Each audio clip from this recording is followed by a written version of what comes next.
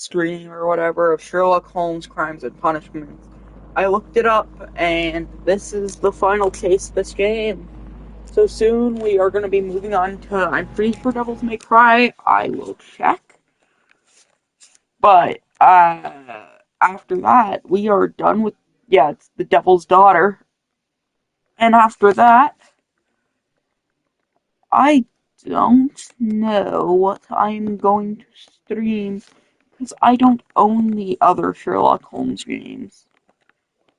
I'm going to look it up in the PlayStation Store, see how much it costs, see if I'm willing to buy it for a stream one day.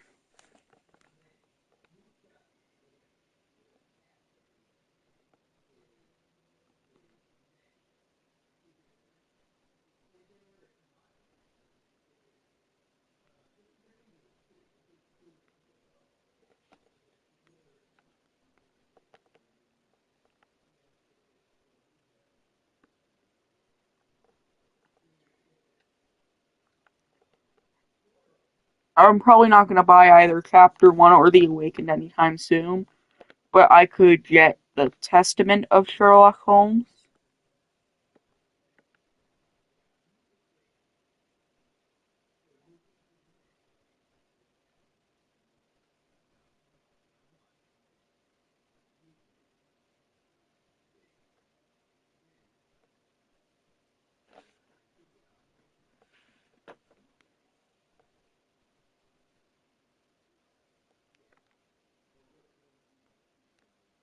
Yeah, I might get the Testament of Sherlock Holmes.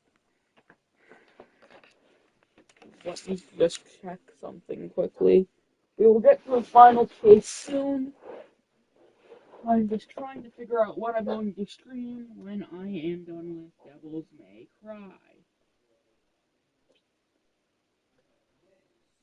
So it is of the utmost importance I figure this out.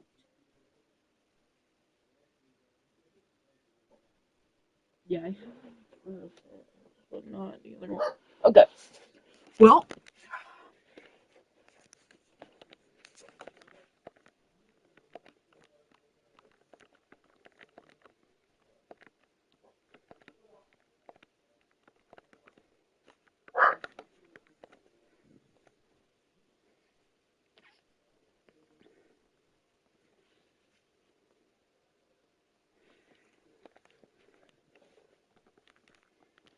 I got a third Sherlock Holmes game to stream when I am done. But it is time for the final case. Where are you going, Holmes? We Have got you been through so invited much somewhere? today. We have been invited, Watson, We have. Where to? to the Baker Street Irregulars' annual dinner. They sent us an invitation. It is on the table. A dinner? How could those street urchins afford anything like that? I can't understand your interest in them, Holmes. They're dirty. They wouldn't hesitate to steal your wallet. Watson, you should be excited. It is a secret dinner. Its location changes every year. Read the menu. Sounds mouth-watering. All right. We, the secret police of Baker Street, invite you, Sherlock Holmes, and Dr. Watson to our annual dinner. Menu, entree, frozen rat head salad. Is this a joke? Not at all. Pray continue. Main course, sow's udder in Danny Nutcracker's way. Ah, sounds disgusting, Holmes. Hedgehog goulash. Street turnips in homemade juice. And it goes on. Ah, I can hear them on the stairs now. Oh, we can't go there. We can't eat that. Watson, you'll hurt the feelings of those poor children. We have to go. Oh, Mr. Holmes. It is fine, Mrs. Hudson. Mr. Holmes. Wiggins, Dr. Watson is getting ready. He will be delighted to join us. You don't look well, my young man. Is there something wrong? Don't tell me the dinner is cancelled. Mr. Holmes is my brother, Leighton. He's in a prison cell. They say he's killed 2 men. You have to help us, Mr. Holmes, because I know he didn't do Not it. Where is he now? From what I've heard, they took him to the yard, and they gave him a good beating already. You know what they're like. They'll hang him. They won't look any further. Holmes,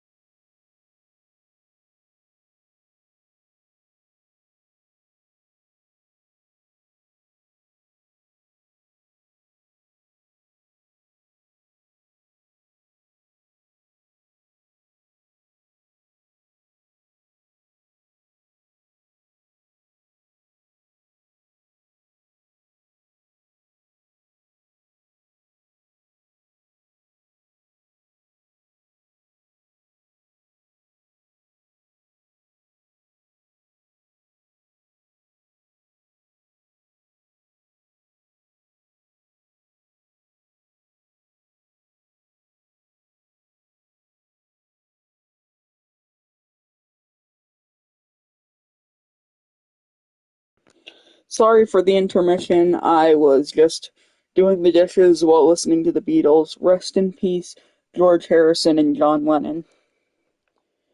Well, then if We that's have over to with, let's help him. continue. And forget about the dinner.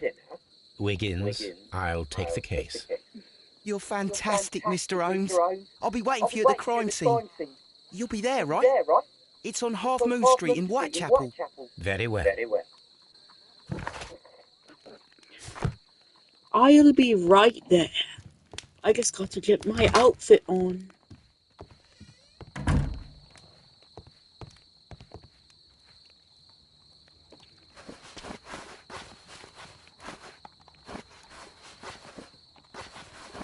Don't know how you get more hats or clothes, but I'm fine wearing the same clothes over and over again.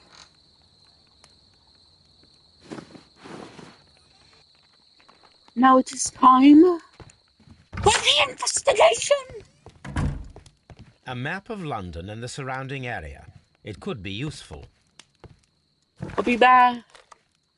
I gotta go to Half Moon Street. Oh, I'm in left again. Don't bother me. Don't get in my way while I'm trying to run.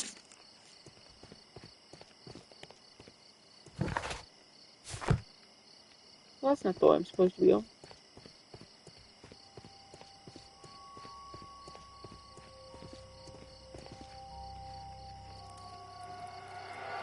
Please, gentlemen, leave the scene now. Oh, Mr. Holmes, is that you? Good evening, Constable... Constable Marrow. I was here with Inspector Aberline during the Ripper case, Mr. Holmes, back in '88. But then this is nothing like that case. With this one, we've got the murderer, the weapon, and the statements, which speak for themselves. Of course, Marrow. But you know that appearances can sometimes be deceiving.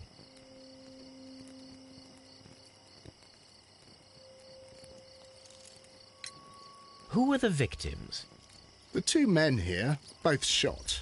The stab fellow was Brian Vercotti, a well-known ruffian. The other, Kenneth Butler, a jeweller by trade. You spoke of statements. You have witnesses? Well, I was there, so I gave my own statement. And then there were two other witnesses who said they saw the killer Chapman. Mr. Turner, a gentleman who lives in that flat over there. And Polly...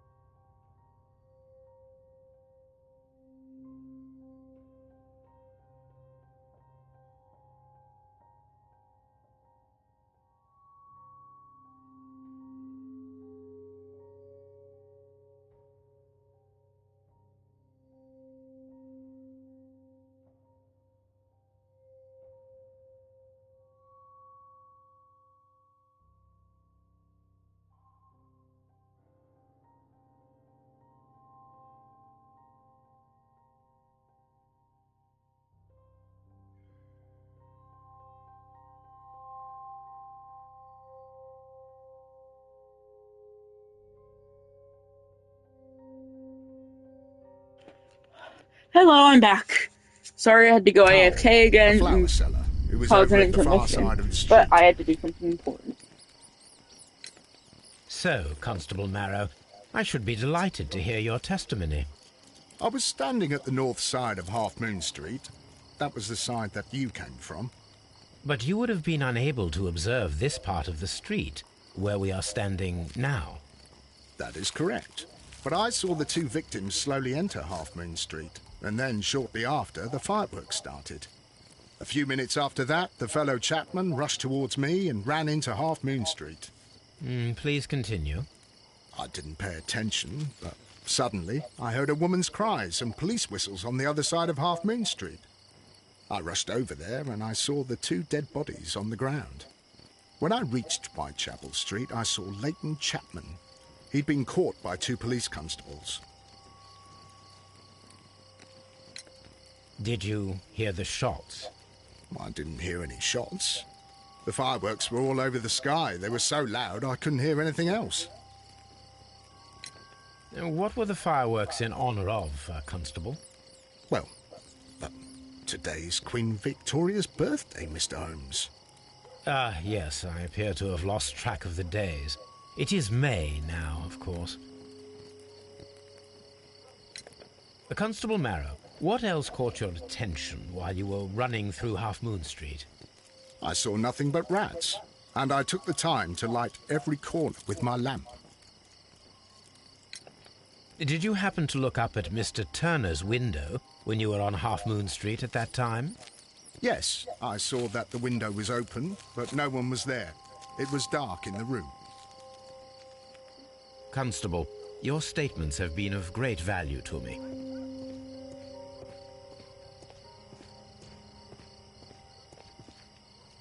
Good evening, Mr. Turner. I heard Constable Marrow reply to you as Mr. Holmes. Are you that detective gentleman? I've heard of you. And, well, I know things about this evening. Excellent. Might we hear your story? Could you tell us everything that you may... I was already in bed when the fireworks started. A few moments after, I clearly heard two gunshots from outside. Please continue. I quickly got up and I grabbed the lamp from my nightstand and I rushed towards the window. I looked down and I saw two bodies. And there was a man with a gun who was standing nearby. Where exactly? Well, near this body. Did he notice you? I don't think so. He rushed towards Whitechapel Street without looking around.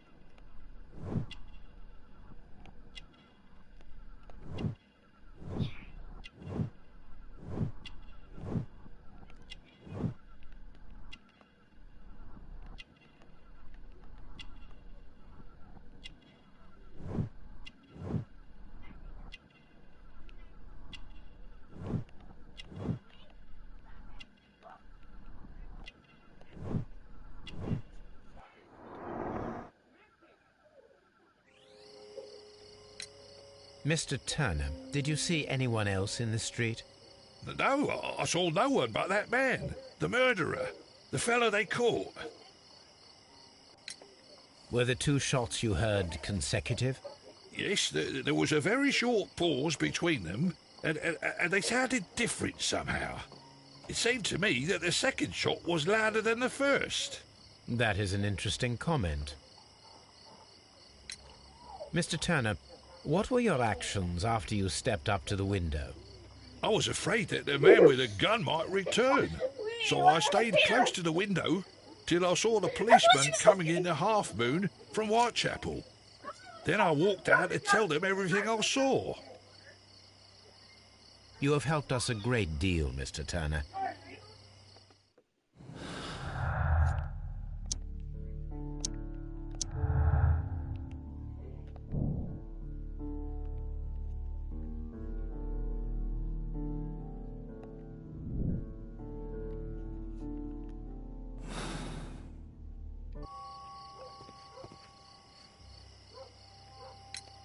Mr. Turner, you have stated that you remained close by your window after the crime. Is that correct?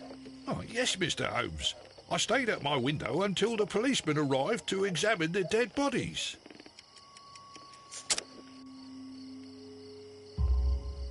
That is very interesting, Mr. Turner. Constable Marrow stated that he did not see anyone at the window when he was running through Half Moon Street. Well, I think Constable Marrow and me, we might have been distracted by the whistles and shouts coming from Whitechapel. We could have missed each other somehow. You understand what I mean? It was a bit of a stressful moment, to tell you the truth, sir. Allow me to form my own theories, Mr. Turner. Would you mind showing me the view that you had from your window? Not at all, Mr. Holmes. Please, follow me. Mr. Turner appears to live very modestly.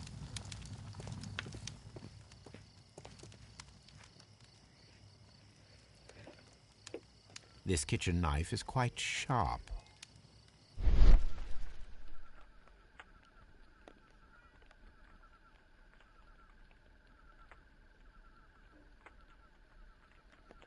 There are pieces of shredded paper scattered over the table.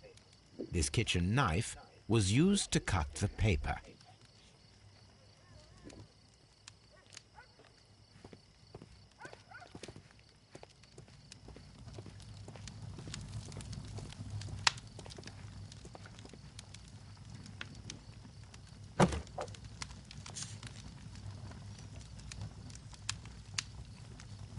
This walking stick is broken.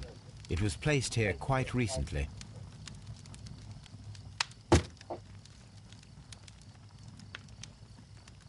The books on this shelf are in a mess. It looks as though Mr. Turner was trying to find something in a hurry here a short while ago.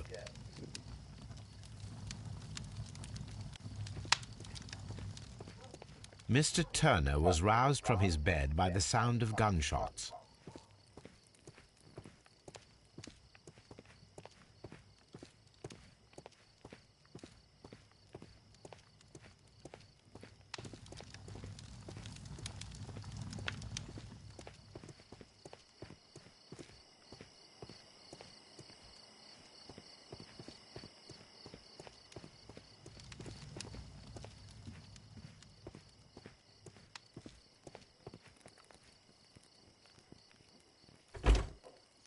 So, that's the view Mr. Turner had when he opened the window. The dead body of Kenneth Butler. Brian Vercotti's contorted corpse. Mr. Turner had a perfect view of the crime scene. He saw the bodies clearly, and Leighton Chapman standing over them.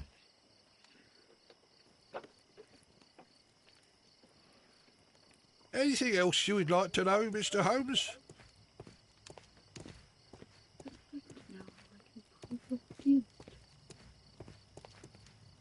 I've got an obligation to a kid and I need to profit from her innocence. So you This fire is dying out. It was last tended to over an hour ago.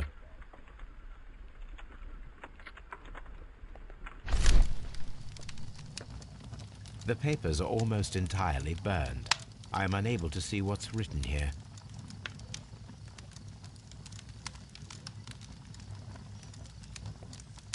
These words are illegible. The papers were thrown into the fire just a short while ago.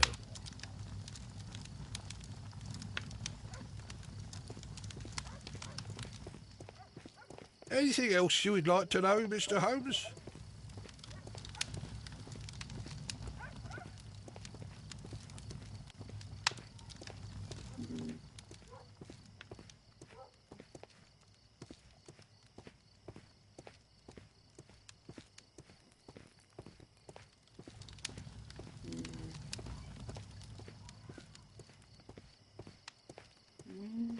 What I am looking for. I can't talk to him. Evidence required for this.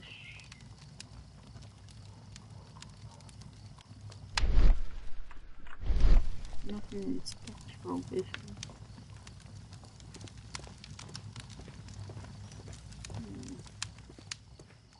What do I do? Anything else you would like to know, Mr. Holmes?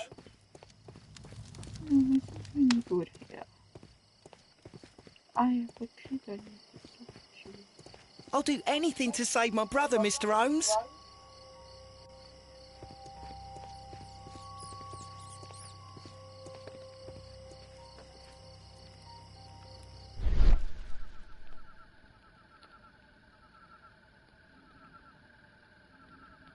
A piece of wood that has stuck between the cobblestones.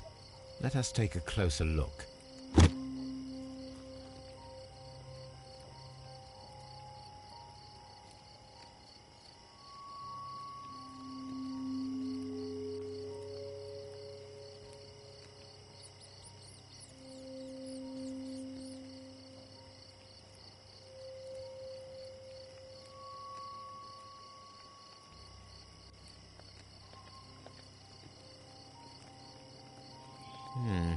This shard of wood is quite new. I know where it belongs. I will examine the bodies in a moment. I have someone's guilt to prove, or at least to prove they were by the bodies. Excuse me, coming through. I need to fix this. A perfect match. So, Mr. Turner broke his stick when it became stuck between the cobblestones. He did not mention that he was so near to the victims.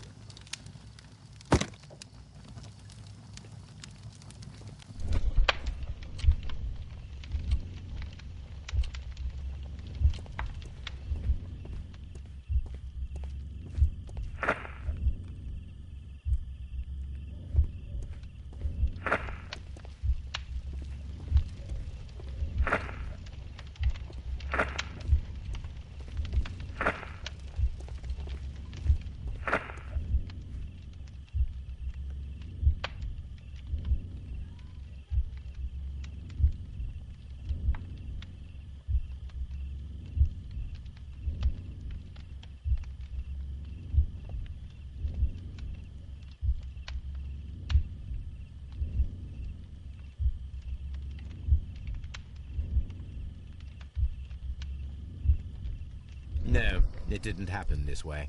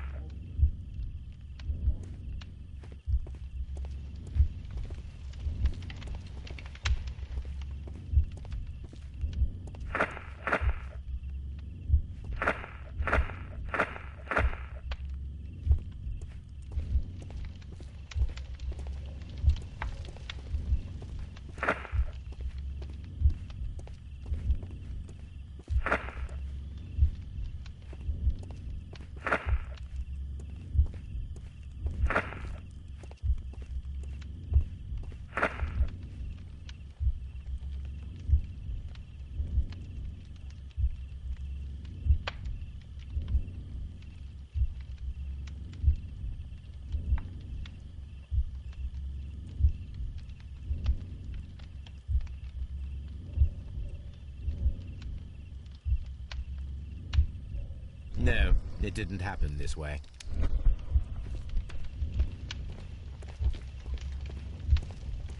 Well, obviously this is the first one. Look out the window. Throw something into the body. Broke the body. Place the broken stick.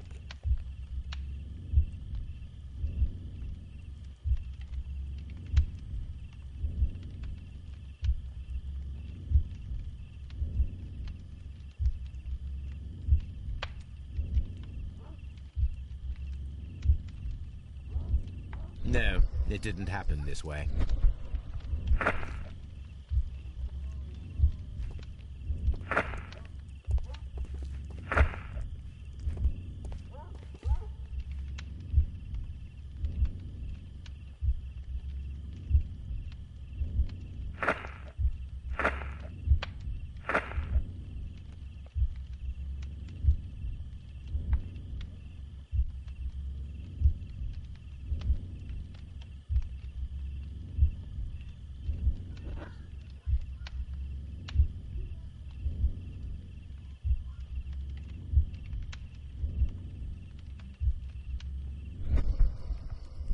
So Mr. Turner used a book to hide an object that he found on Kenneth Butler's body.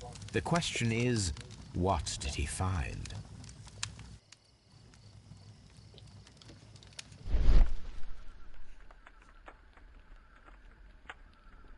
I can see prints from greasy fingers upon the cover of this book.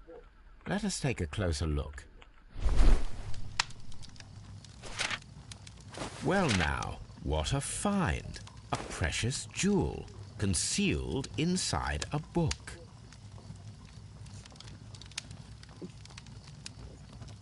A bracelet with a unique ram's head design, a distinctive feature of ancient Grecian artifacts, probably of the Hellenistic era.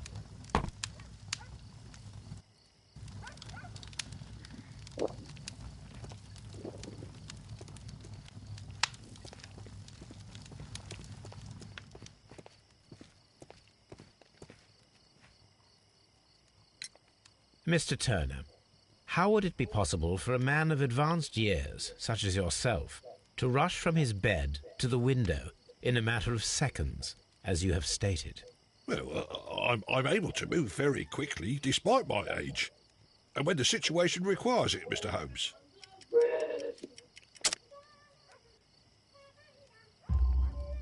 I highly doubt that, Mr. Turner.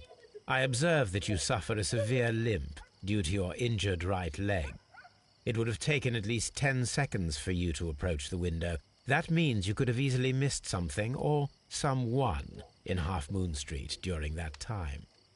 You're right, Mr. Holmes. I could have missed something. But it did seem to me that everything happened so quickly. Time can pull tricks on you. And what of everything else that you told us? Mr. Turner, it is vital that we have your complete and true statement. Mr. Holmes, I do assure you that the other things I said were most sincere. Mr. Turner, you were not sincere with me. Not then and not now. But Mr. Holmes... This, Mr. Turner, does not look like anything that a poor man might possess. It is worth more than the home that you live in. I can explain. No, merely correct me if I am wrong. You saw Leighton Chapman through the window, but you also noticed a glittering object on the ground, this precious jewel. You walked down and took the bracelet from the body of Kenneth Butler, and when you heard the whistles, you hurried away. That broke your walking stick. It caught fast between the cobbles. Constable Marrow was unable to see you in the window as you were climbing up the stairs on your way back to your flat.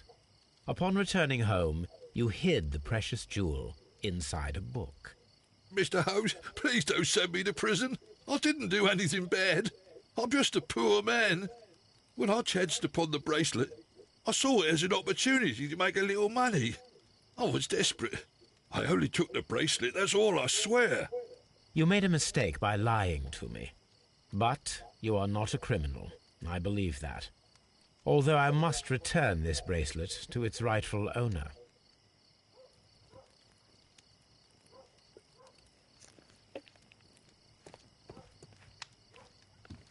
Now, good day to you, sir. I proved one thing. Mr. Holmes, I had no doubt about this case. I'm always wondering. Let's inspect the bodies now. Brian Vercotti suffered greatly. What a terrible way to die.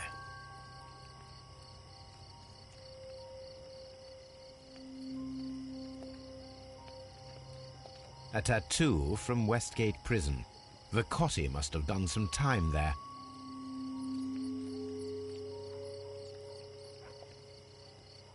He tried to stop the bleeding with his hand. Death was not instant.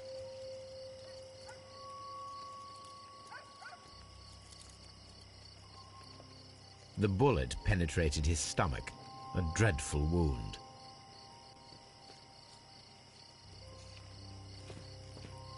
Now time to look at the other body. Body of Kenneth Butler.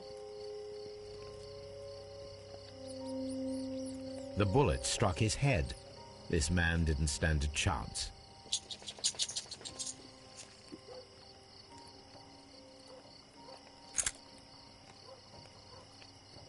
This is an ordinary key. I wonder what kind of door it opens.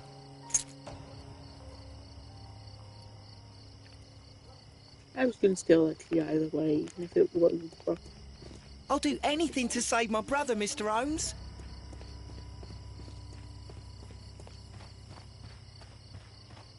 I'm still... This is Scotland Yard. Yes, it's in the case book. And it's gonna tell me that I have an item I can investigate the abbey with the archives.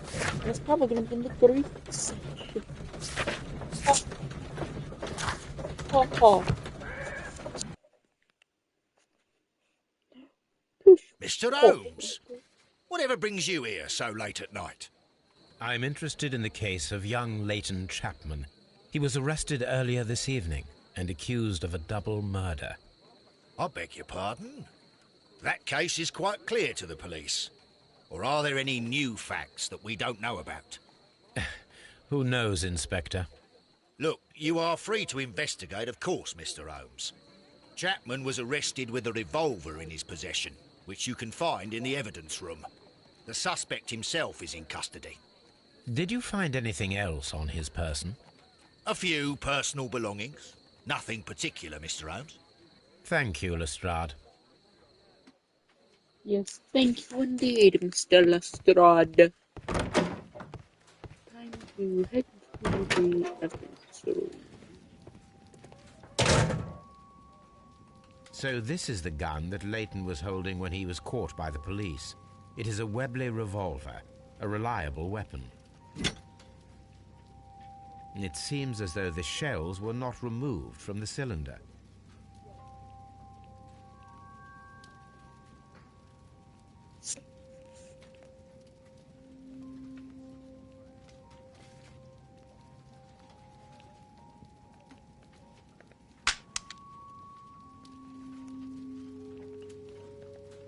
Two out of the 6 shells have been fired.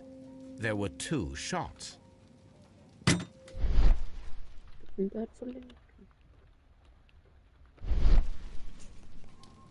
A cheap watch, bought with his own money, no doubt.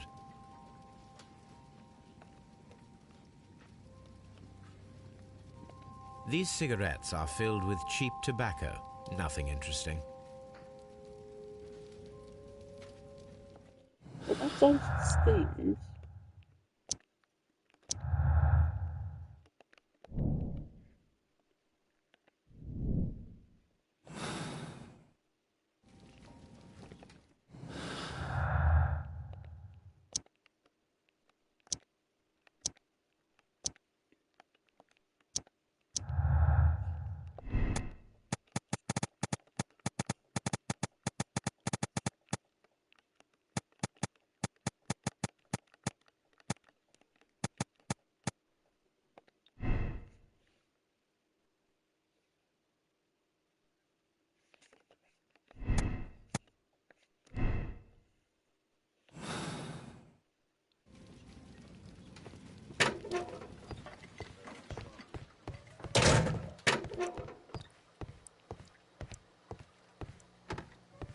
Please escort this suspect for interrogation. Good evening, Mr. Chapman. Who are you? I've got nothing to say. It's all a mistake. Calm down, Leighton. I have come here to help you. To find out if you truly are innocent, as your younger brother Wiggins has told me. My brother? You know him? Then that means you're... Sherlock Holmes. Oh, blimey. All right, Mr. Holmes. I'll tell you everything.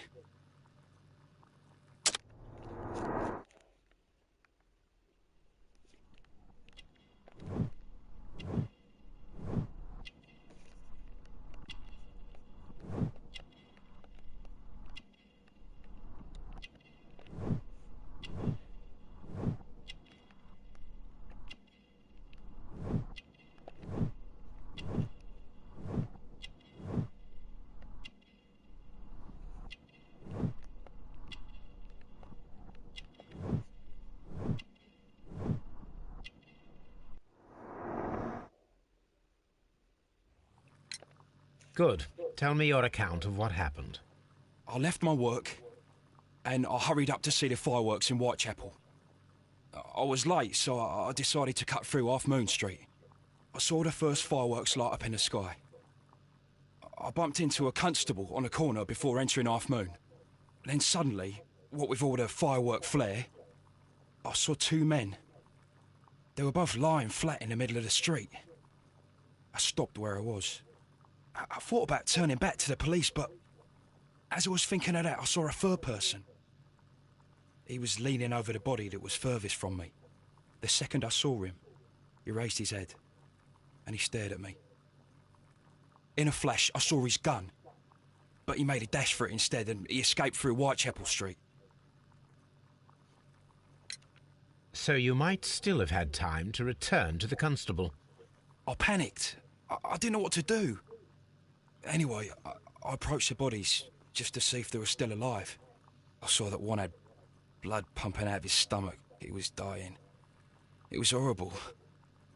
The second one was already dead. He had a hole in his head. He was holding a gun in his hand, though. I took it, and then I followed the third man. Interesting. Pray, continue. I turned a corner, and I saw the man standing in the middle of the street. He seemed to be in some sort of panic. And then, Mr. Holmes, something strange happened. I told the police and they laughed at what I said, but I swear to you, my words are true. I started running towards him.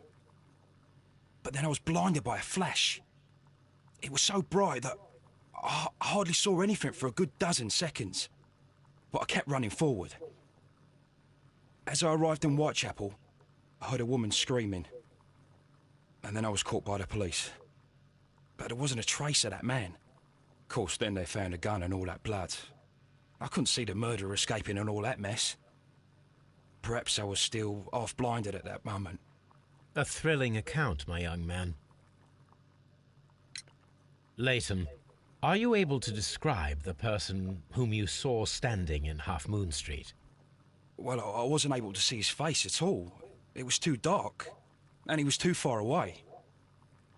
I could see his silhouette. And what about that? Nothing so special. He was wearing a jacket. He was quite average in size and his weight. I see. Was there anything else that struck you at the time? No. But perhaps... It's strange, but I can't remember the sound of his footsteps as he was running away. Perhaps it was because of the fireworks or the surprise of me seeing him. Leighton, I confess I am puzzled.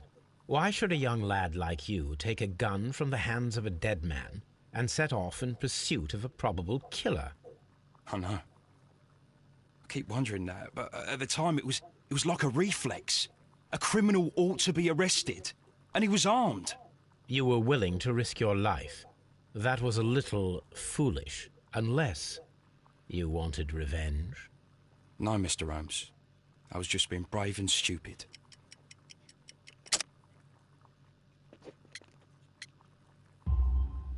I'm sure that you were, but I believe that you may have recognized one of the victims, Brian Vercotti. You knew that gentleman well, did you not? However could you know that? You have a typical tattoo of the Westgate Brotherhood upon your hand. I observed exactly the same mark upon Mr. Vercotti. You came to know him from your sharing a past prison sentence. Am I correct, Mr. Chapman? God. You're right, Mr. Holmes. Would you tell me a little about Brian Vercotti? We were convicted for a robbery. Once in prison, both of us joined one of these fraternities. During that year, we tried to help each other out, you know? You were quite young then, I believe. Yes, Mr. Holmes, we were. We'd only stolen a pound of meat. After we were released, and when I saw what my little brother had become, I decided to work towards living an honest life. And Vercotti? He had a hard time.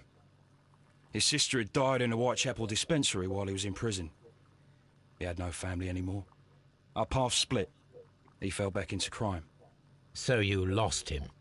Yes. And for around 2 years, I heard no news of him at all. We shall see you soon, young man.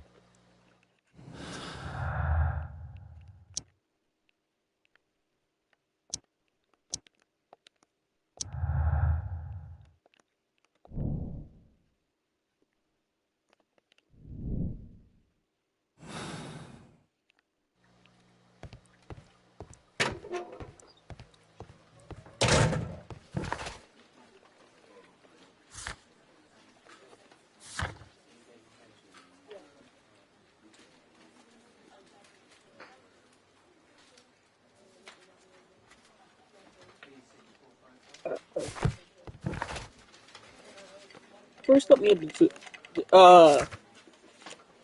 up the bracelet because I just got from Street today, so I might as well find out what the bracelet's about, so I don't forget later on. Because I know exactly where to look. It would be in history.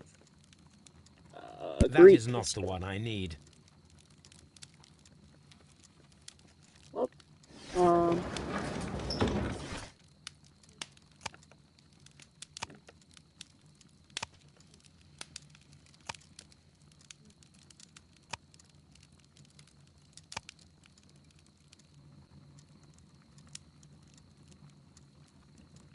That is not the one I need.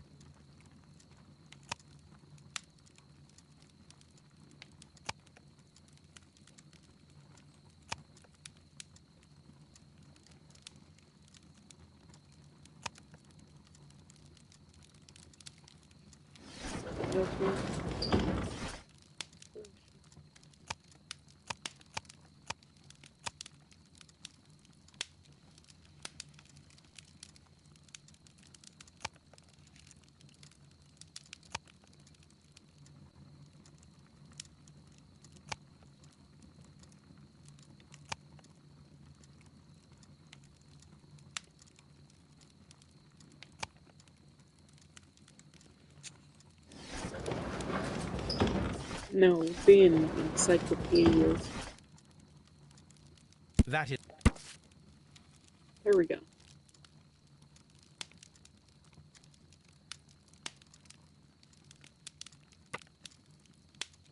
Here it is. I need to continue my research in my archives.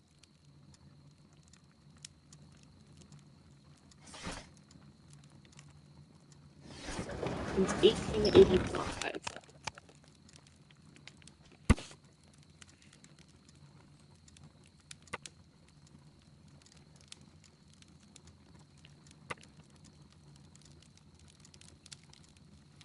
Here it is. One of the victims, Kenneth Butler, was involved in the story of the stolen Hellenistic treasures. A visit to his pawn shop should tell me more.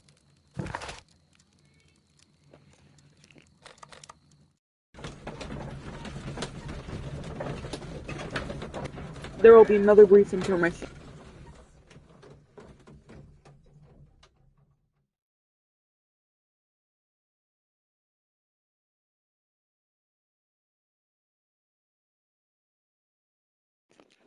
Never mind about the intermission.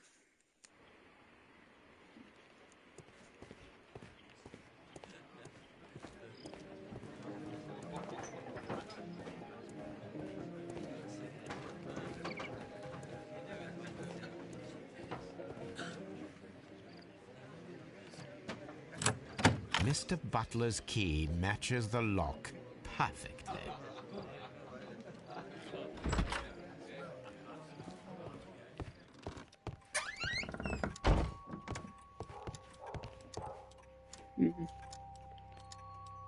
A flare pistol. Perhaps it was pawned by a destitute sailor.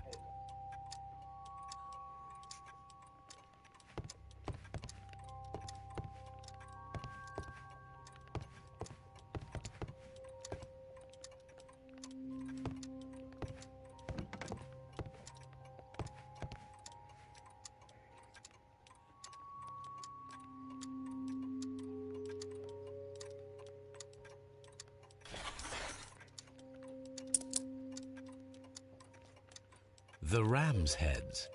This necklace belongs to the 5 Rams of Mittelin collection. Interesting. That means that Kenneth Butler owned a part of this collection all this time, 10 years after the theft.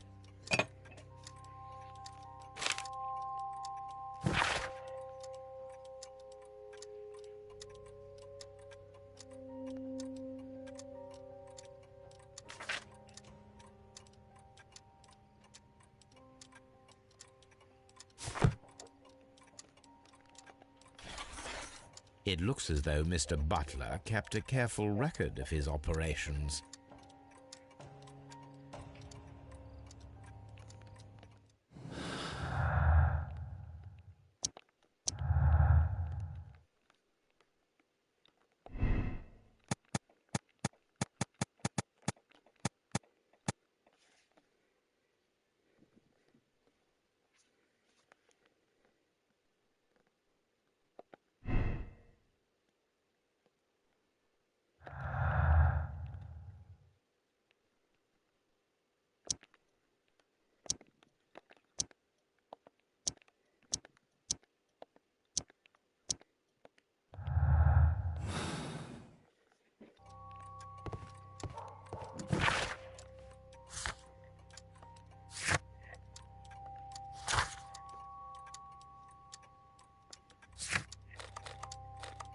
There's probably more witnesses for me to talk to also. This is probably going to be one of the most complex cases yet. And I've been screaming for an hour because of all the intermissions I had to take. Hopefully nothing stands in the way. Let me finishing this and this stream. I'll stream for 5 hours if I have to. What's up with you, lad? What are you waiting for? I'm waiting for my brother to be released. Your brother? The one that you caught, beat up and imprisoned. Ah, the murderer. He ain't killed no one, copper. Watch your mouth, lad, else you'll be joining that worthless brother of yours.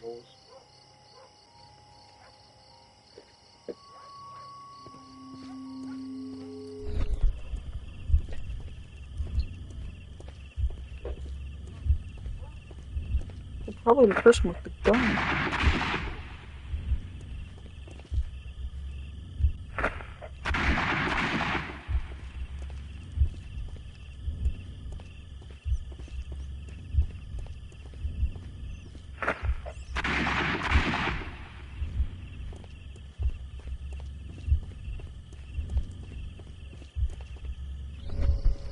I am unable to see any higher. I need to find something to lift my...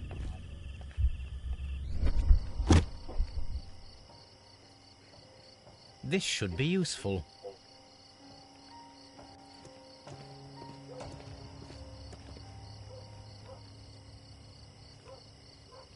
This is most definitely a bullet hole. The brick cracks are fresh. Watson, there was a 3rd shot fired in this street.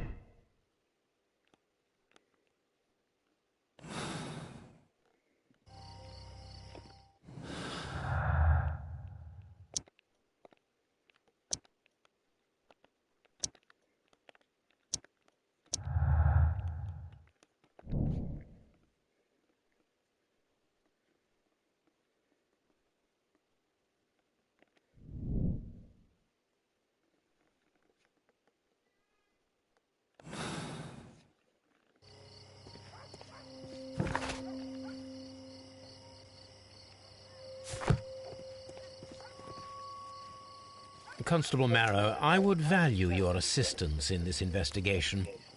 It would be my pleasure, Mr. Holmes. I would like to make sure that there are no places in Half Moon Street where a man could hide while you were running through it with your lamp. All right, Mr. Holmes, what should I do? Take your lamp and start walking, just as you did before, and try to find me. Understood.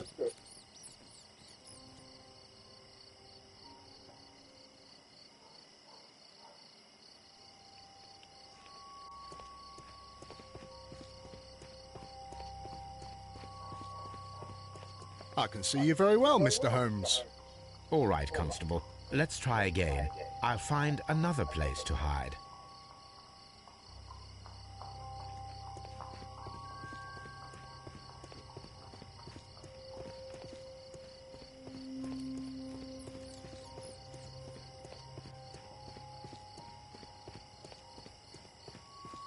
No, this is not how I walked at the time of the crime. I was more attentive. Let's start over again.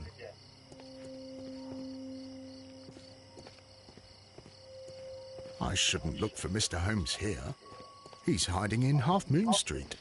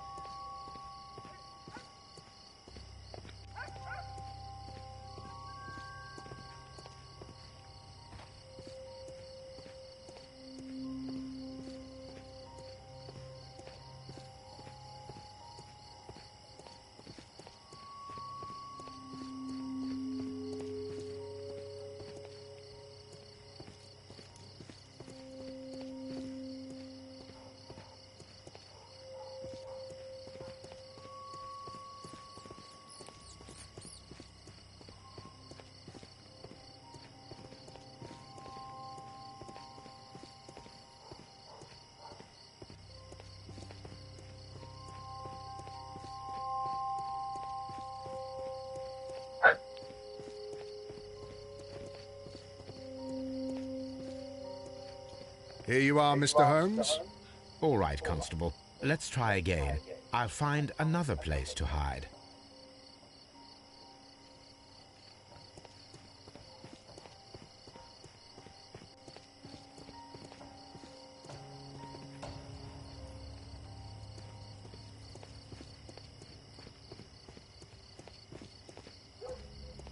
Mr. Holmes, it wasn't difficult to find you at all.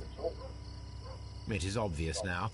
No one could escape Constable Marrow's lamp while hiding in the street.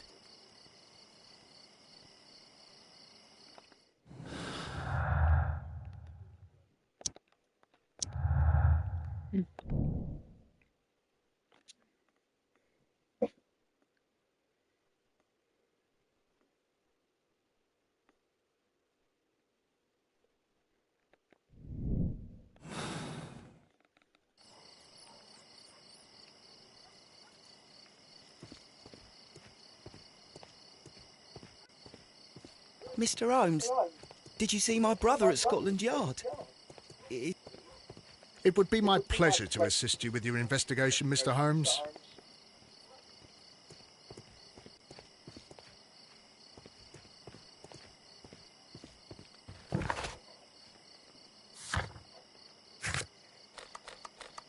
Dude, it's going upstairs. What?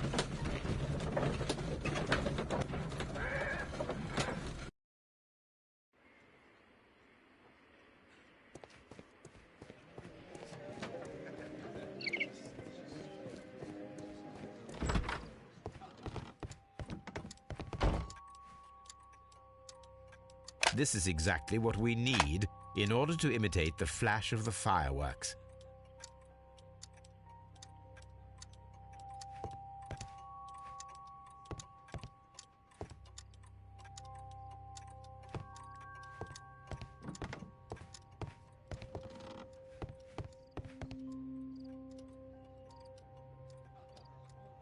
These tools are exactly what I need to climb the wall.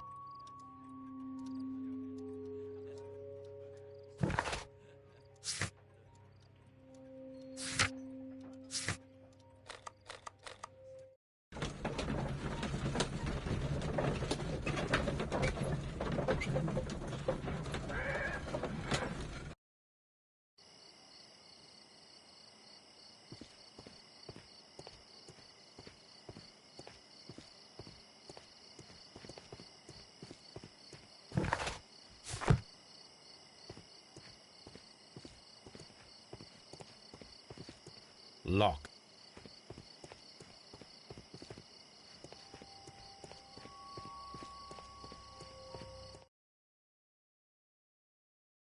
Why are you looking at me all the time like that? I'm just watching you, lad. I never know what to expect from people like you. People like me? Yes, street beggars and thieves. I ain't a thief. Oh, no? Then where did you get whatever it is that you're gnawing on? I very much doubt that you bought it. What ain't seen can't hardly be stolen.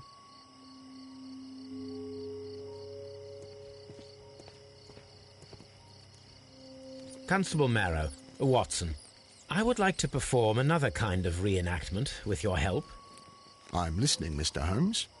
I want to check if Leighton's testimony can be trusted. If someone could vanish into thin air at a specific moment. But Holmes, I don't see how. I am going to be the mysterious gentleman. There will be a short intermission.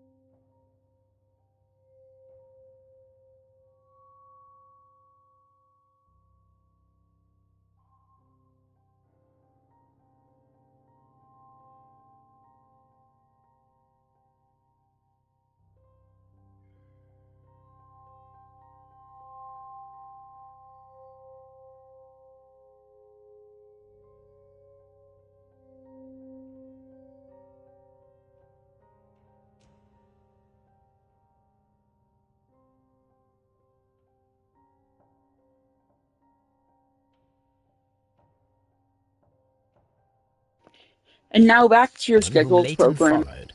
I will stand exactly where he saw him before he was blinded.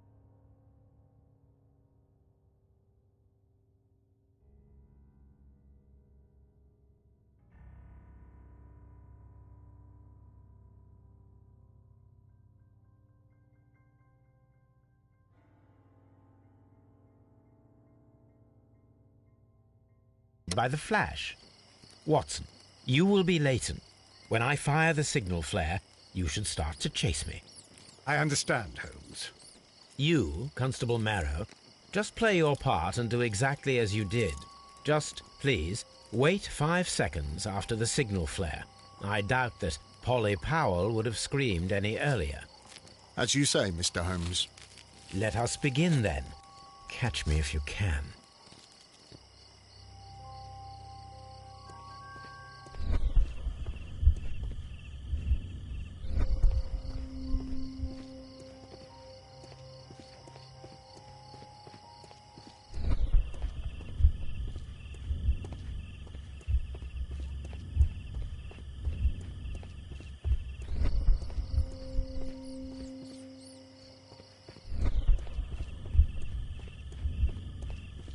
The streetlights fall directly on this wall. Not an ideal spot to escape the crime scene. It is also directly in front of Polly Powell.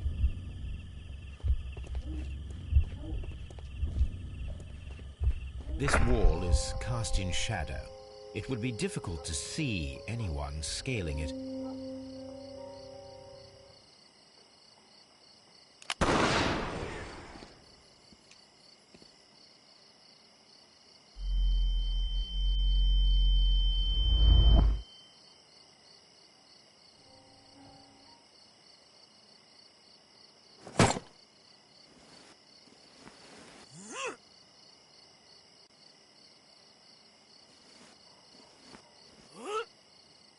I can barely see anything.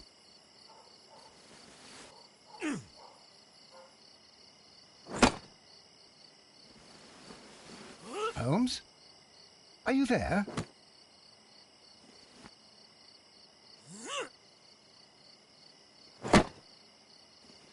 I should try climbing faster.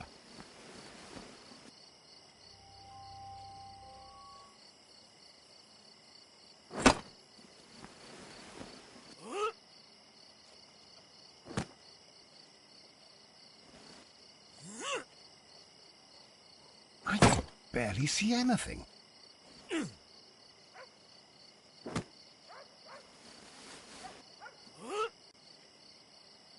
Holmes? Are you there?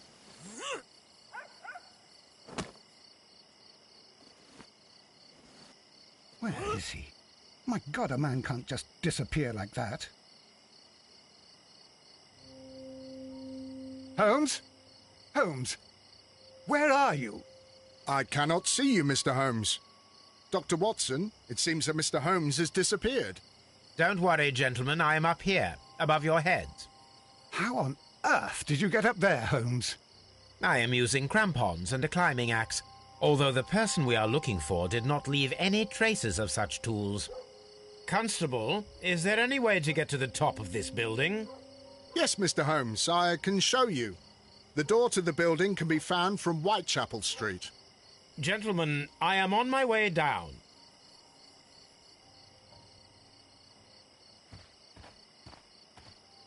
This is the back door of the building with the attic floor that you required, Mr.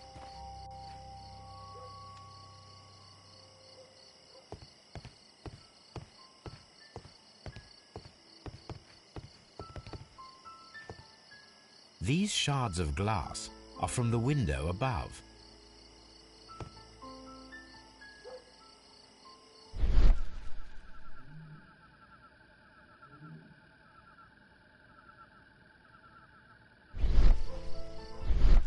A cluster of thick black threads. They're unusually strong. I should examine them under the microscope. It's empty.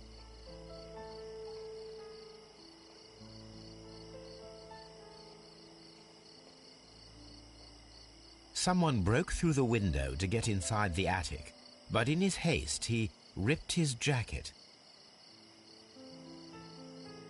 We can conclude that the person whom Leighton saw climbed up the wall, broke into the attic window, and escaped through the hatch.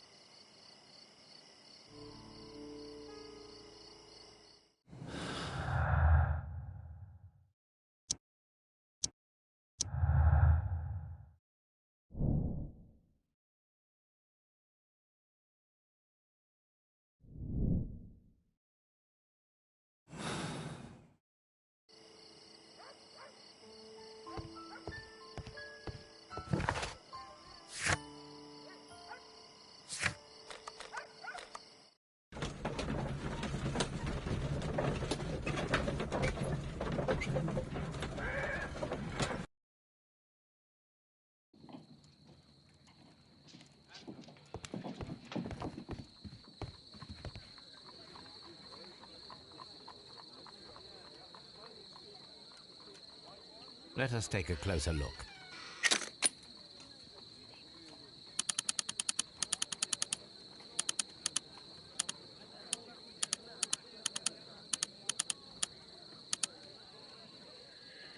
It is not a thread, but a hair.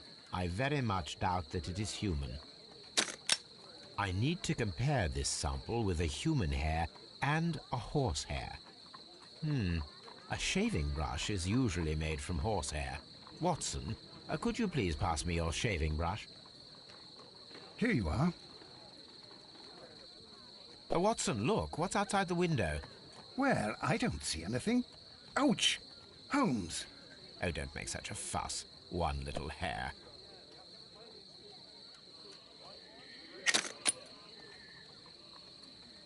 This is a most unusual hair. Human hair is significantly thinner than the black sample. The horse hair is thinner than the hair that we found. So, this black hair belongs to an animal, and it is larger than a horse. A hair from a large and exotic animal.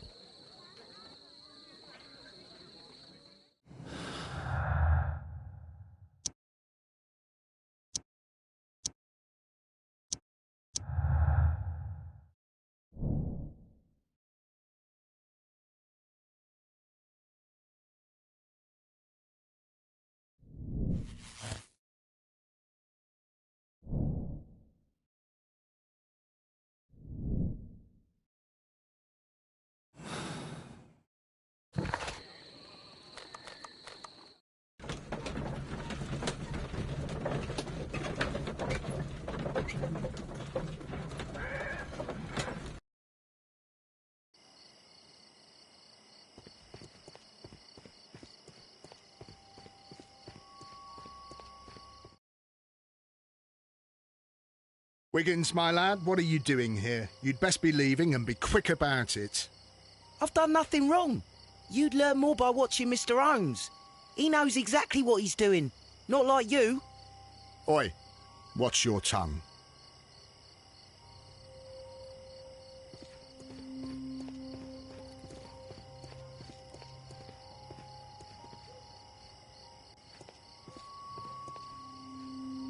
Mr. Holmes? We have good news for you, Wiggins. The investigation has proven very interesting so far. We found facts and details that confirm your brother's innocence. I knew it, Mr. Holmes. But for now, Wiggins, we need your help. Anything you like, Gov. I need you to locate a circus that has stopped over in London. It needs to have disposed of at least one exotic animal, a very large one. You can count on me, Mr. Holmes.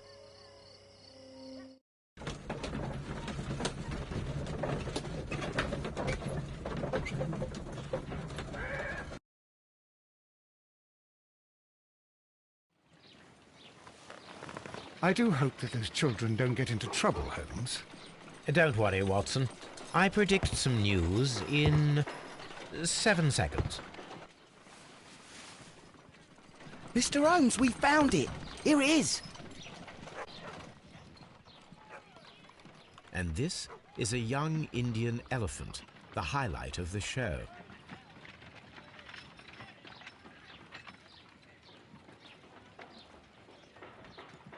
Duval Brothers, a well-known travelling circus that is currently stopped in London.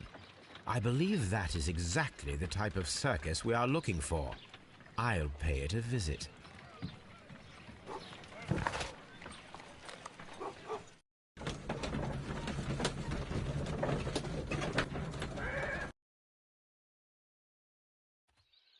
Aye, you! Stop right there. Good morning, sir. Pardon me, but why am I not allowed to walk around here? Because it's private. Well, I only wanted to meet the artistes. Hmm? You're wanting to apply for... Nah, you don't look like the type of, artistic lockpicker that we're looking for. You might be surprised. What? Nah, I don't think so. Clear off.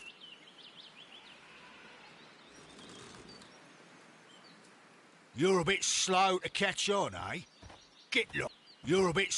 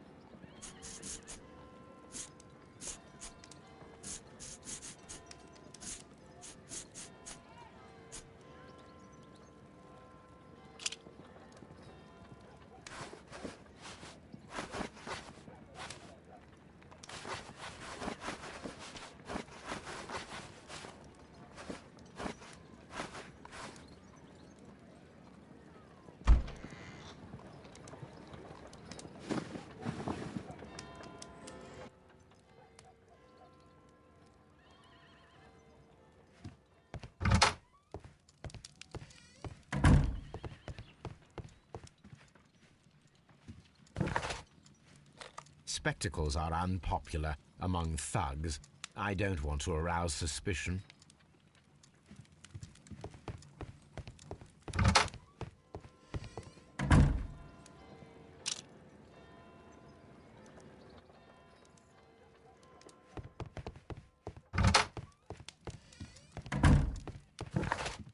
I'd better wear a shabby hat.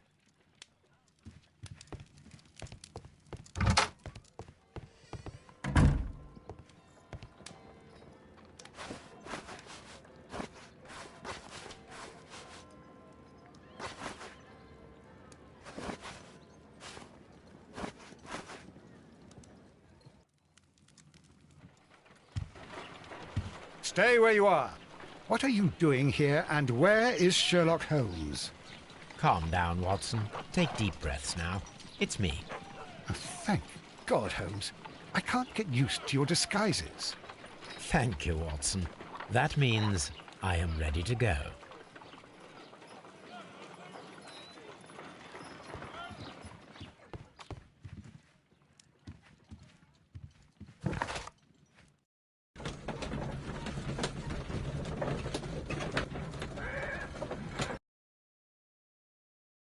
Who are you? What's your name? My name is Nigel. I'm here to open the locks. Talented, eh? Let's see. Go inside the marquee and show yourself to Charles Foley. And I'd highly advise you not to trick him. Got that? I've got it.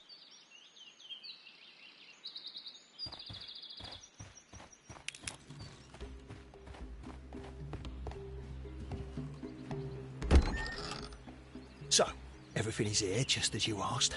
And what about the money? Some of the barrels are wet. Transportation issues, it couldn't be helped. Whatever. We'll be here after midnight to pick up the supplies. I want to be paid first. No. You'll be paid after we make the transfer, as I said. Right? I hope that no one saw you. The police are on the lookout. Of course not. I'm a professional. Glad to hear it.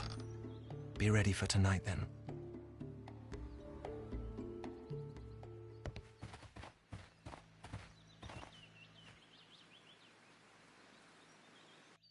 This wooden barrel is damaged. It is difficult to say what is inside.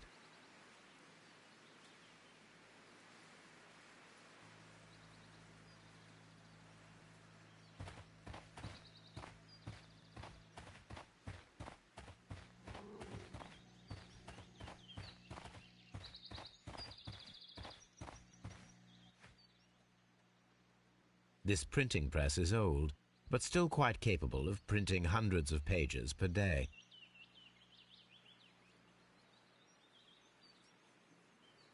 That's a picture of a contemporary gentleman wearing a Robin Hood hat.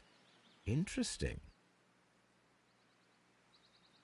From lambs into lions. Those are words of encouragement and defiance. This poster was clearly made to fire up rebellion amongst the people.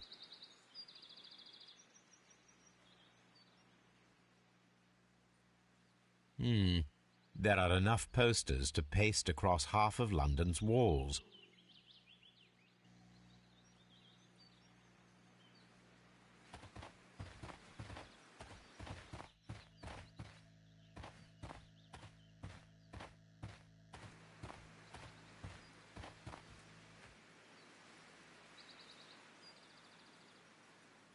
There is a spot on this barrel that was intentionally painted out. The crest of the Honourable Artillery Company. Could it be gunpowder? I need to be sure.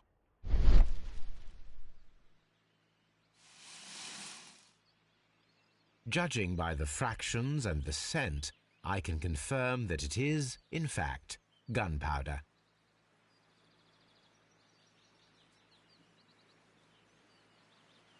The barrels are roughly clustered.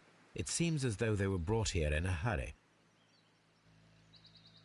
Powder kegs, a printing press, and a great many blank papers.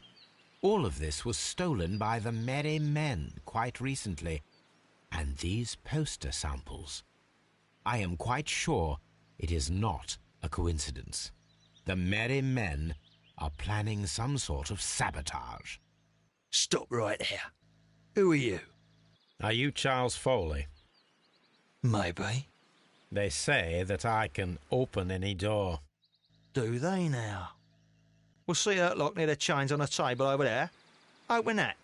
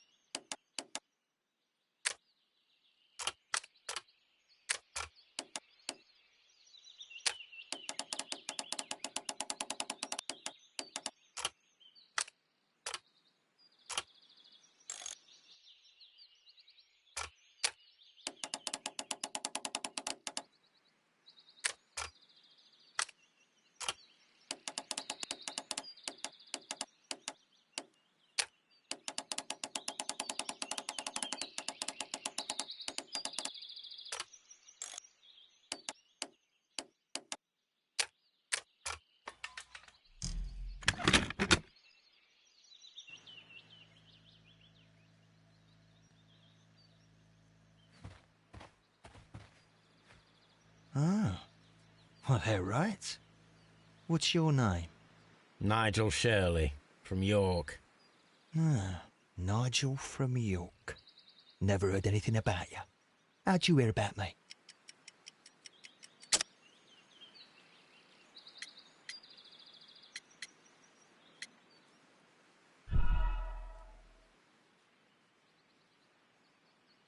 Ah, Nigel from York.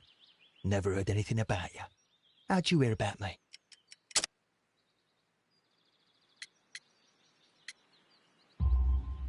It's a long story. I met your brother, Vincent the Butcher Foley, in prison. He told me all about his betrayal and all about you. Before I was released, he told me that you might find a job for me one day and pay me some money for me craft. Well, he died. 7 days ago, in prison. I'm sorry to hear that. That's all right. The traitor has paid the blood price for it. And you'll do the job anyway, because I need a talented lockpicker. I know just where to search for his legacy. It's all about the Hellenistic treasures, isn't it? Osh, you fool. Now, listen up. You'll come with us tonight, and you better mind yourself. Us? Wait, who's coming then? Billy, Jack and me. And what will I get for that? We'll share the loot. The one you seem to know about. Right. Wait for us at the abandoned manor house on a corner of Ladbroke Grove and Kensington Park Road at midnight. Deal.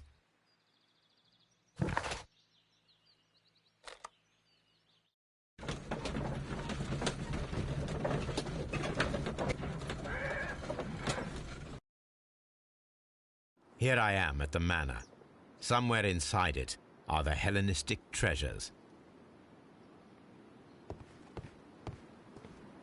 This lock is quite old. It shouldn't be much of a challenge.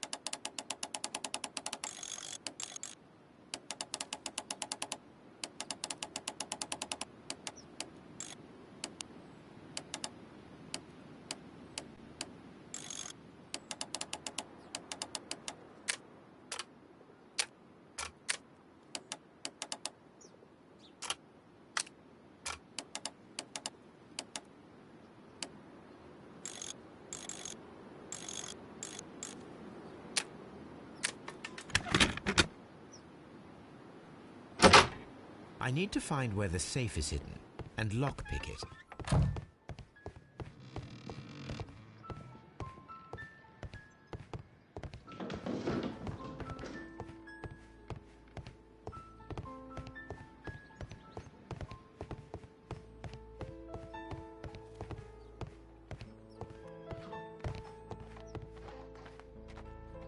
This cupboard is an absolute mess.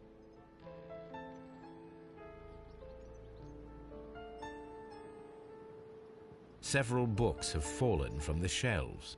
It seems as though this cupboard can be moved. I'll give it a try.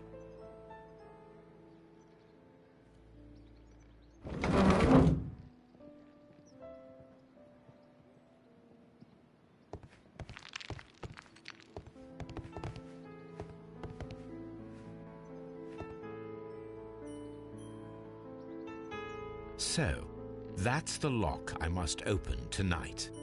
Let me see.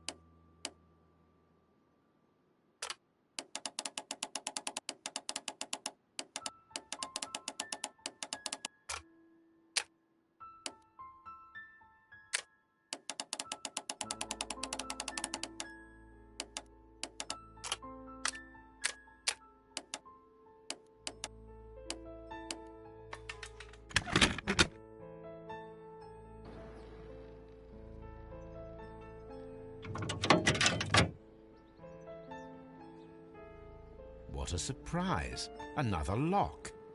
And I won't be able to pick it. I recall that precious key around Foley's neck. It might prove a decent fit. I suppose they hired me to only open the first lock. Let us wait for the thieves, trap them, and find out. Let us check the thieves' possible escape routes in the event that they are caught off guard by the police from the front door.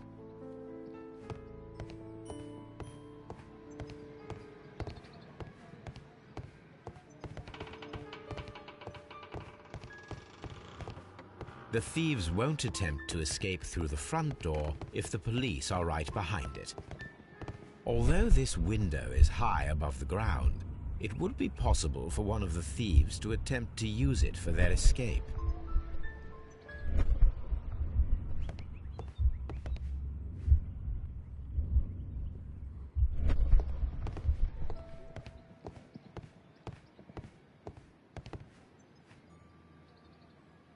This should be useful.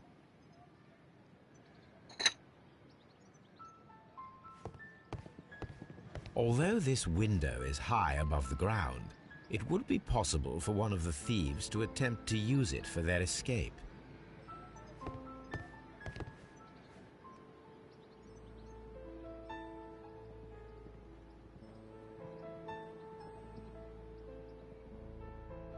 One step on these beads, and our thief will go flying. I should walk carefully here, else my plan will be ruined.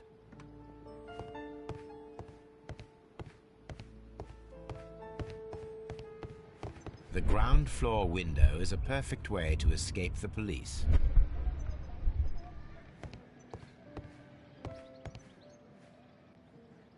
This works very well. No one will escape through this window now.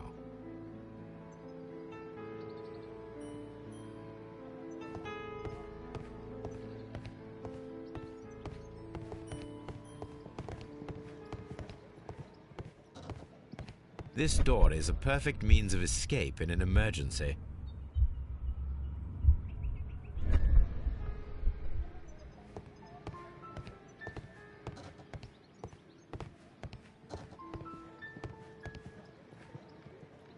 This should be useful.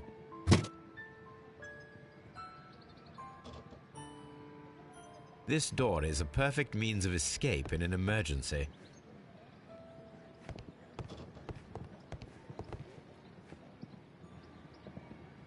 A solid rope.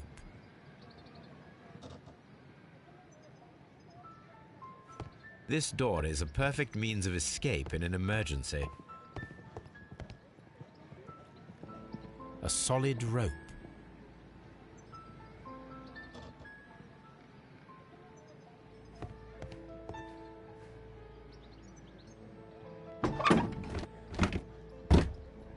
There is no ladder. If anyone falls here, he will need assistance to get out.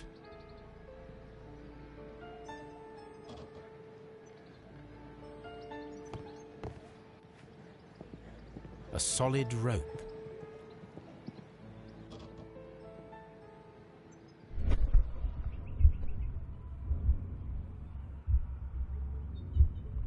Any thief who finds his way upstairs will roll down very quickly.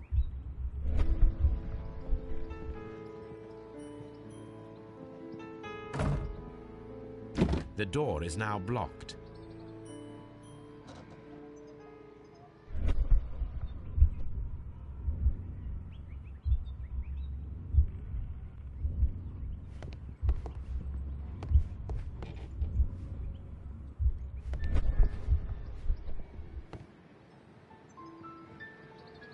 This should be useful.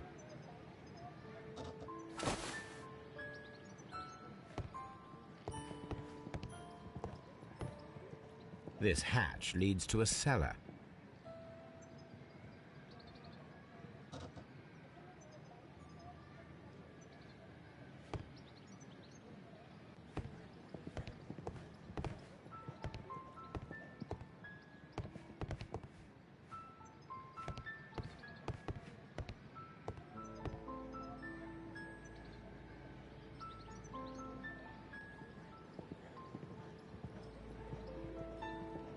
This hatch leads to a cellar.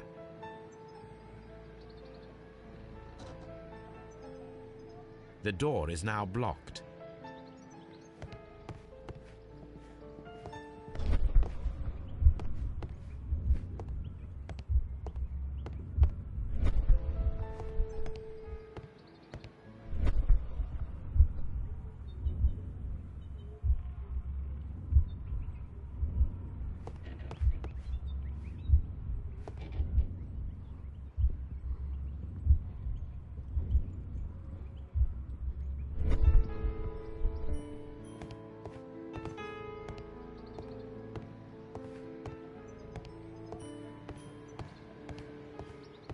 This door is a perfect means of escape in an emergency.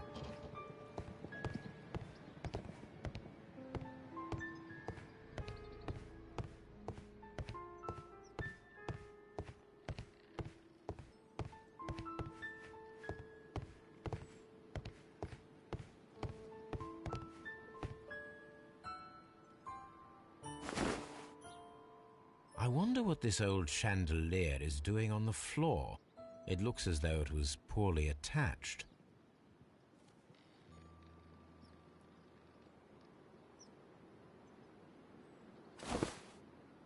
I suppose that the thieves already tried to open the lock with this formidable hammer, but they were unsuccessful.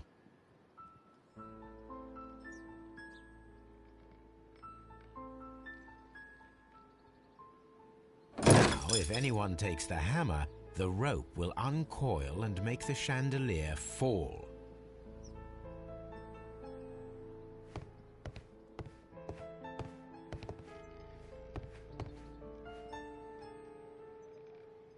This should be useful.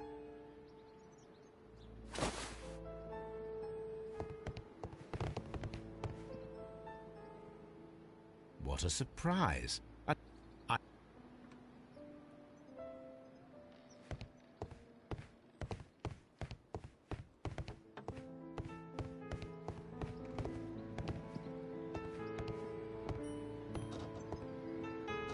Now, it's not an open hatch, just a nice carpet on the floor. I should walk carefully here, else my plan will be ruined. This door is a perfect means of escape in an emergency. The door is now blocked.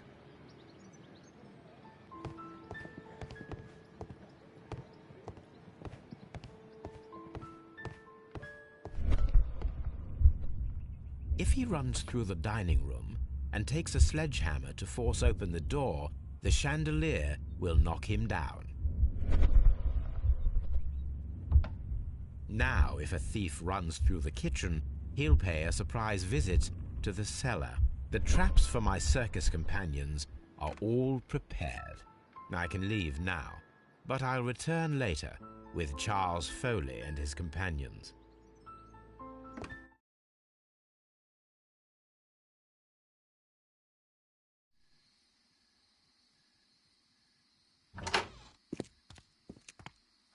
Police! Police!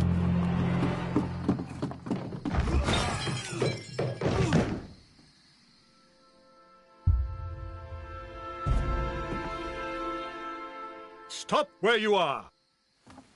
Where are they? Trapped, Watson, with your assistance. How so? You sounded just like a real bobby, my dear fellow. You startled them into the traps. I did? I assure you, Watson, it was quite an entertaining show. They will not escape the house now. You scum! And this is the pistol used for the murder in Half Moon Street. How'd you know about that? Have you closed the case yet, Sherlock? Mycroft, what are you doing here? Did you follow me? Sherlock, it may seem that I used you, but you should be pleased to know that you have served our Queen well, in this instance. So now, let us catch the big fish. But this man is not one of the merry men. No. Then why exactly are we here, Sherlock? This gentleman, Charles Foley, has been involved in a double murder, and the hunter of a set of valuable antiques The Hellenistic treasures, which disappeared in a theft many years ago. You're no better than the coppers.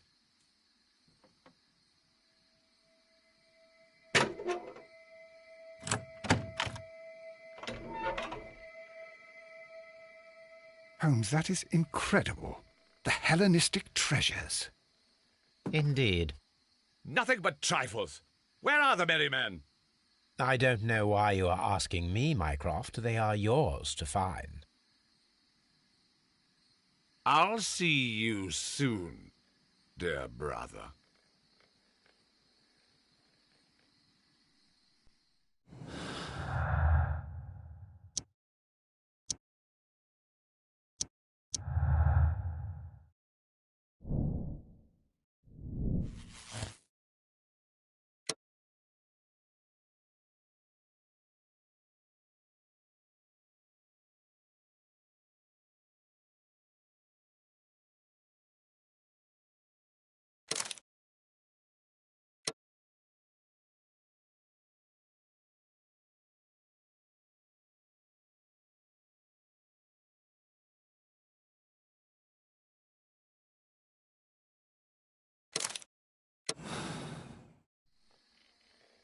Charles Foley, you were a witness to a double murder. You were standing next to Vercotti when Butler fired at your accomplice. The jeweller missed him, but they proceeded to kill each other with simultaneous shots. Even if your intention was to retrieve the stolen treasure, you did not intend to kill. I shall inform Inspector Lestrade of that fact, so your sentence should be the lighter. You are a fine gentleman, with your fake pity. I do what I think is right. It is never due to pity. Farewell, Foley. I shall leave now, Watson. Gentlemen, please take our friends here into custody. Where are you going? I have unfinished business. I'll see you at Baker Street.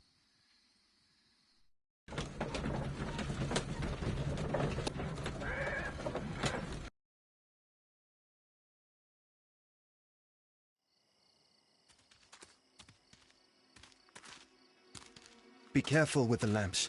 Don't bring them too close to the barrels. Good evening, gentlemen. Who's there? That is of no importance. What matters is who you are and the plans that you have here. So you can stop us from carrying them out? Eventually, yes. Hey, careful. You'll blow us all up. I'm listening.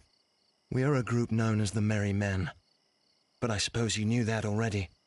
We are the men who've already lost everything of value in their lives. We are ruined shopkeepers. We are workers who were fired from their jobs. Honest people who were robbed. We were forced out from our homes and thrown onto the street. And all of this in the name of the so-called law. The laws that were set out by our government. The laws that make the commoners only more vulnerable and the wealthy more protected. We are not only from the British Empire.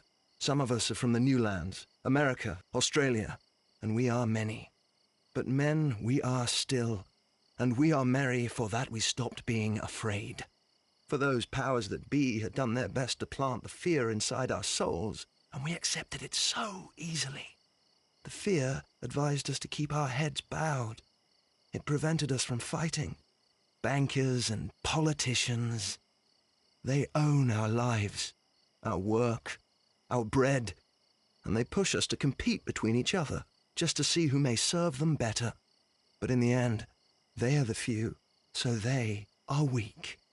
They are nothing without their titles. We should not fear them. Our so-called masters should fear us instead. The time has come for our group to stand tall. Our great and many merry men. We are going to blow up the London Stock Exchange. No life shall be lost. But ownerships, debts, and property titles? They shall all be destroyed. They're only papers, after all. So many people will be freed over this night. That is a radical step to take. What result do you truly expect? Chaos. But soon people will understand that they are free, and that they don't belong to anyone. They will be able to work for themselves, together, without letting the rulers dictate what to do, and finally justice will arise. What you are intending to do is a crime. It is not justice. How do you see justice, then? Kids go to prison for a loaf of dry bread. And how many lords do you see punished for stealing from their people, sending them to their deaths in mines or overseas to fight for land? Our masters wouldn't hear us. So now it's time to sing the song of the merry men. Will you let us do our duty?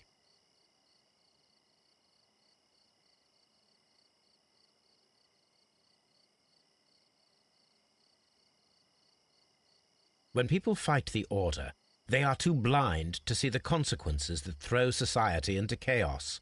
I shall stop your actions, but not you. Run. Now!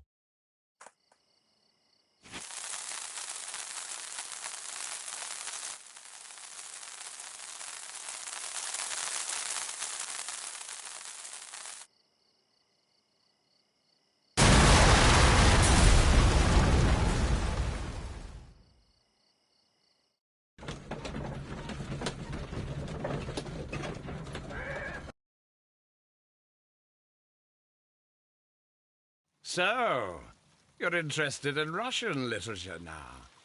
Quite, lately. It is an interesting book. I remember a few lines. Really? I tried reading it myself, but I had a hard time understanding it. Yes, Doctor. It's about intelligence.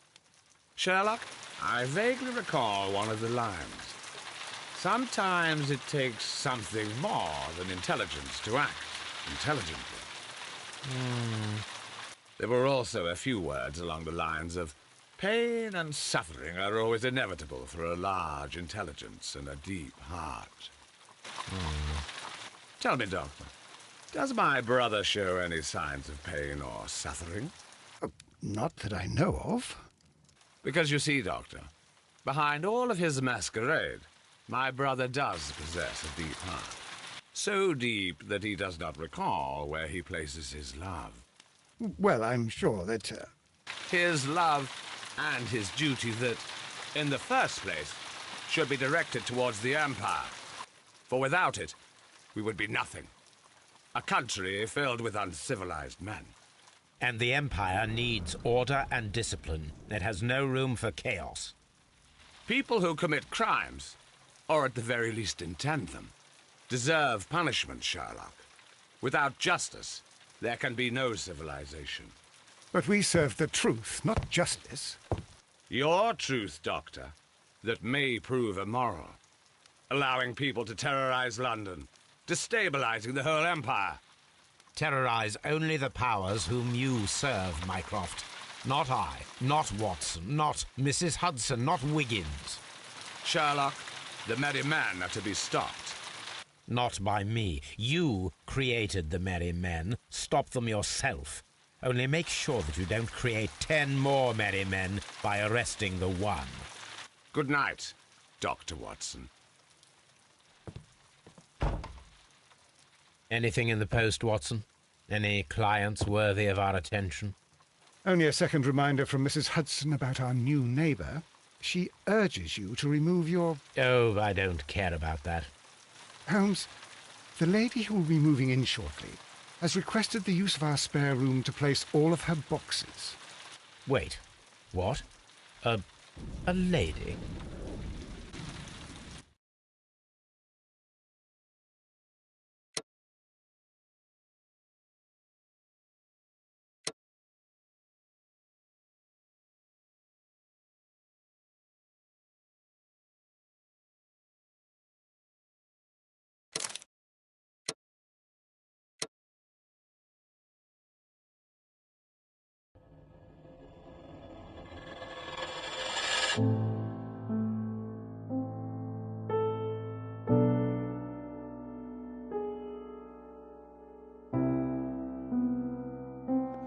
That was the end of the game. The next game we're playing is Devil's Daughter.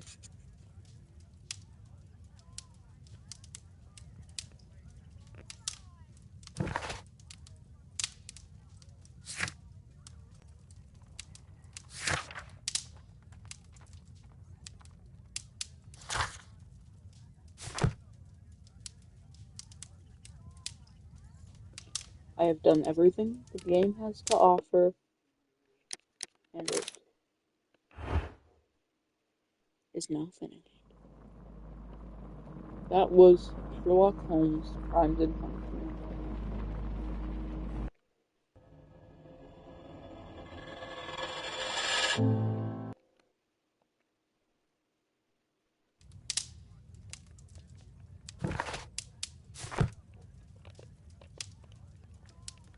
Yep, just making sure I'm not missing anything. Okay, well, back to the main menu, and that is the end of the stream. Goodbye, everybody.